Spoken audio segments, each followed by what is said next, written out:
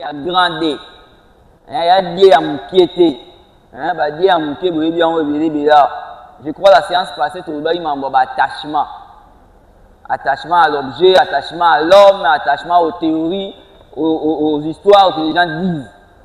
Donc, athlétique comme mouvement chrétien, nous prenons des enfants de 6 à 17 ans, 20 ans, pour penser que babeta bale na ndenge o esengi na ndenge ya kopesa évangélisation sportive.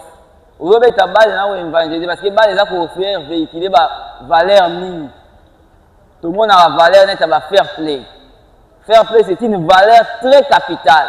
Aujourd'hui, on dit pour être un citoyen du monde, tu dois être tolérant. Moutou a tolérant à un citoyen du monde. Fair play, c'est aussi un aspect de la tolérance. Vous comprenez? Tu es banité, tu as place naïe, mais tu as awa, tant tu as awa, tu es obligé, on dit maïe, on accepter. Vous comprenez? On a accepté, bah après ça a mis sur le chantier amour. Et ça, premier chantier amour, on va bien avoir foi dans l'autre, dans ses capacités d'être. Donc, nous avons la foi que nous, nous avons apporter des missions un plus. Vous comprenez? Parce que toujours, la race, vous voyez, si vous avez un athlétique, ça va dire, qui influence, ça va dire, or, athlétique comme un mouvement chrétien, tu vas former, puis vous avez la tolérance, vous avez la fair play dans le terrain, vous allez accepter Baninga. Parce que vous avez na lingaka ete asali eloko te peut-être même si moninga ya propre oyo ya salité obani na osepela na ete kabu bato baza bongo osepela na ete sans raison. Ce sont des choses que nous ne voulons pas. Or football lelo eza ko véhiculer ba valeur ebele faire véhiculer ba valeur ebele, nous devons faire attention, il y a ko encadrer ba jeune pour na ba ko sauvegarder ba valeur wana au moins na sport lelo et ya ko stabiliser ba pays mosusu. Tout le monde na Côte d'Ivoire, à l'époque, Didier Drogba faisait l'entraînement. C'est un pays déchiré par des clivages ethniques. Au monde, clivage ethnique, ils ont dit que Kabwana yaba ethnie. Mais tu as Congo, Luba, Swahili, Bangala, et puis tu as 450 ethnies, na 250 langues. Au monde, mais football, sport, ils ont dit domaine où il y a cohésion nationale, il y a unité nationale. Ezali sport, ministère à sport et loisirs, ministère à jeunesse, ezali ministère à culture et art, ezaba ministère moko oyo et sangisaka mboka. Tout le monde a un temps de beta football. Équipe nationale est beta match. Tant équipe nationale beta match, c'est au tiebi. Ezalateur école ogoye sepela, école ogoye sepelate. Ezara biso surtout aux huiles, ils ont au sepeli, ils ont au bimina bandela. Vous comprenez? Donc, au moins, la valeur au football, les gens qui ça. Valeur, il y a unité nationale, il y a cohésion nationale. Nous, tant que mouvement sportif chrétien, athlétique, académie, tout ça qu'on prône, qu'on éduquer. Parce qu'il ne faut pas que vous attendiez toujours, à chaque fois qu'on va en dans l'athlétique, dans la fois passée, à la première séance, non, il y a des séances où ça va bien en veste. Parce que nous sommes une académie. Dieu va nous aider à recommander à l'école, à recommander à l'université, à recommander à la structure. Rien n'est impossible. Parce que ce qui continue dans l'académie, il faut que moi titre moi pas académique. Pour lobby, ce qui est football de Syrie, à sa carrière dans ça là, et l'autre moussous. Pour tout le monde a joueur, le lobo a gagné un succès comme un chauffeur à Moutouka. On va jouer à un succès à comme un Moukala. Mais on ne comprend pas qu'on relie valeur et alors qu'on a qui n'a place à coma qui n'a ma réalité après. Or athlétique, et ça qu'on fait ça, joueur maïel et à kieba na ba variante ya viwana. Vous comprenez? Lobby ba les aussi là. Après ba les choses aussi au salani. Vous comprenez? Or na kati ya football, il y a un domaine tala et belé. Football, il y a un domaine ébélé. Bon, on a un téléphone téléphone Android. So, les domaines connexes du football. Bon, au monde, on a un domaine journaliste sportif, Bazali. Au monde, on a une caméra sportive, Bazali. Au monde, on a un médecin sportif, Bazali. Au monde, on a un nutritionniste sportif, Bazali. Donc, il y a plusieurs domaines. Donc, il y a peut-être former en tant que joueur. Il faut que oui, joueur et sa carrière. Après, joueur et sa carrière, monsieur Rosé Langay. Dans mon interview à papa à Neymar, est-ce que Neymar a côté Kabale a 34 ans? Parce qu'en soi, Neymar n'est plus performant. Tant que Neymar n'a pas eu un diplôme en médecine, il va continuer à jouer. Pour dire quoi? Pour l'instant, à part Bambaba, oh, ce n'est un danger. Nous avons 34 ans, qu'est-ce qu'il va faire après le football? Vous comprenez? Nous sommes une académie où les gens Léona Lobby. Nous vous encadrons dans Baspio Ananios. Dans Baspio Ananios, autant la Léona Lobby, j'ai insisté beaucoup plus dans I15, 17, 20. Attention, 3 ans après, vous aurez une autre pression. Pression sociale est compliquée d'innoviter. Prenez comme d'innoviter, vous avez intérêt de nous aider à vous aider. Nous aider à vous aider, c'est quoi? Respecter les fondamentaux et les impératifs des exigences footballistiques.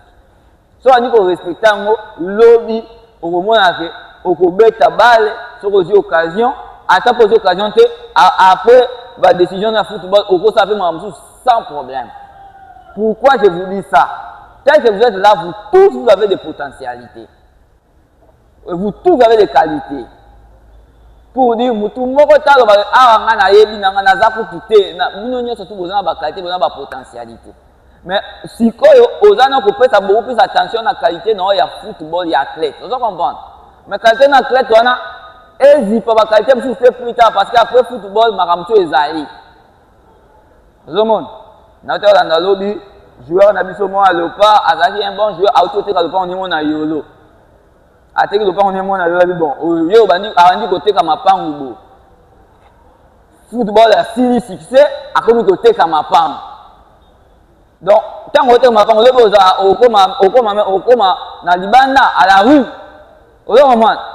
donc il faut tous toi encadrer les joueurs dans la maillot le roi junior je ne fais pas sa publicité mais c'est quelque chose qui est louable. Récemment, c'est le mois passé, c'est moi qui venais de défendre, à défendre la faculté catholique. Et je le dis toujours, au cours de ta balle, et puis après, le temps il fait classe. Tout comme au cours de la classe, au cours de ta balle. Vous comprenez? Oui, Nazari na bobo ngien na l'université de Kinshasa, toujours un diplôme de la mort. Ou attends, azo beta na charte. Azo ya, tout temps na campus, abeta na charte. Azo eu diplôme de psychologie du travail, azo eu diplôme de psychologie clinique. Bobo ngien na abeta une équipe nationale, abeta na kabu sport. Au moins, la classe est compliquée qui vit na été, il y a football. Biso pour na biso parfois ils sont incapables de orienter, de planifier maka. Mais dans l'académie et au souvent orienter maka parce que vie et carrière en football les hommes ont été. Mais les athlétiques ils en besoin de yo pourquoi pas le comme psychologue sportif? C'est possible. On peut te former dans l'académie, on te décerne des diplômes. C'est possible. La preuve, on forme des entraîneurs. Il y a une session de formation, tout le monde formation, entraîneur, il y a une session. Donc, tant que vous avez la balle, mon balle, n'a pas possibilité. Mon balle, n'a pas possibilité. Au lieu qu'on réussisse, il y a balle dans le terrain, tout comme on réussit, il y a balle hors terrain. Toujours quand on a madame. Au cours de carrière à football, dans le terrain, tout comme on réussit carrière football hors terrain. Mais il faut miser dans la possibilité de la nuance. Quand on mise dans la possibilité de tout, il faut tout ça là haut et saigner comme ça. Parfois, Batouming va atteindre l'objectif parce que chaque jour, tant à Zali, à ça pour mon athée, à ça pour comprendre est-ce que position à terre psycho et permettre de ça l'objectif dans la lobby. Voilà. Il y a ça, c'est un grand problème. Moutoumoussou a au moins na awa, mambo ça la psycho et permettre d'atteindre l'objectif dans la lobby. Il y a une football professionnel. Aujourd'hui, occasion à cause en athlétique. Mais comportement, conduite non psycho, et permettre de lobby, de détection, de sélectionner, on a besoin de jouer à sa détection. Tout le monde a fait. Tout le monde a fait. Est-ce que conduite n'a pas permettre de détection, moi, quelque part, est-ce que beaucoup de gens vont jouer tout le monde? Est-ce que tu peux ta balle? Combien de joueurs vont mettre ta balle et ma casse, va bon dribbler, va faire la carrière à football? Combien de joueurs qui ne sont pas très excellents, bah ça va carrière à football à ma casse. Carrière à football, c'est un sérieux. Tu peux avoir des qualités, même Bible lobby, tu peux avoir des qualités, mais si ça est là, on m'a monté, bah il y a un biso, bah séance na biso ya psychologie éducative, bah séance na biso ya psychothérapie, bah séance na biso ya psychologie du sport. Et ça mingi pona ko booster, ko la musa, ko kebisa biso, tous à la regardant. Na mam auto ça la psychologie. Parce que oh ça psychologie ne permet tout ça mam lobby. Mais oh ça psychologie, ceux qui oh ça la yango déjà bien té, lobby au ça la yango té. Na essa bino la séance passée bi ngai nazaka na pona na nga pona azate. Na kwa na azate. Sauf il y a qu'une seule possibilité qui permet de croire dans hasard, et ça sauf qui nous a se préparer. On appelle ça un exemple, l'école de Erika. Vous avez une histoire. Donc, Moutou, hasard et accompagnera Moutou, sauf qui nous a se préparer. Sauf qui nous a se préparer, hasard et accompagnera été. Là, je vous dis vrai. Les hasards accompagnent que celui qui s'est préparé. Donc, vous devez vous préparer. Comme vous êtes là, ils sont là, 7 ans. 10 ans, 8 ans, ils sont déjà en train de se préparer. Ils sont déjà en train de se préparer parce que mental na bango, na bana au baza na quartier, et y a différents na bana au baza a. Ba ko to bino ba grand frère na bango ba mo na bino, parfois msu baza ko yo kapé baza ko comprendre. Vous comprenez? Parce qu'on essaie de parler dans la langue, il doit comprendre. L'obi ba se préparer. Mais yo on se préparera n'engeni. Na opé sabino devoir samedi parce que na essaie bien j'ai fait 2 semaines dans s'absenter à partir à les 10 till les 22 mais na opé sabino devoir samedi au pendant les 1 semaine pendant les 2 semaines vous aura toujours qu'on se rappeler na yango mais ceux qui na ici à 15 heures na ko ça effort un peu dans les 4 il y a l'hypothèse ali vous avez un choix de faire entre l'ignorance et la mauvaise foi.